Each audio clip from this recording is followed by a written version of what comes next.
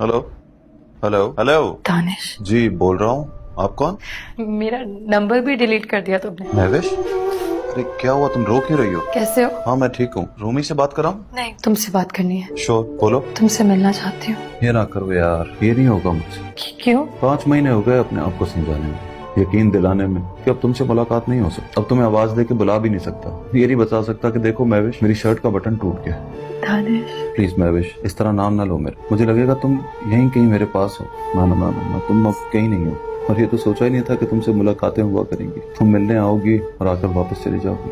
नहीं जाऊंगी। तो मेरा हाथ पकड़ के रोक लेना, तुम्हारी कसम नहीं जाऊंगी। रोका तो था, कहा था ना जाओ, कसम भी दी थी, याद नहीं है क्या? वही तो याद है बस। तब से डर गया हूँ, अब किसी से नहीं कहता कि ना जाओ, और ना ही ये कहता हूँ कि जो गया है वो लौट कर वापस आएगा। लेकिन तुम आज भी याद हो मुझे, याद आती हो बहुत।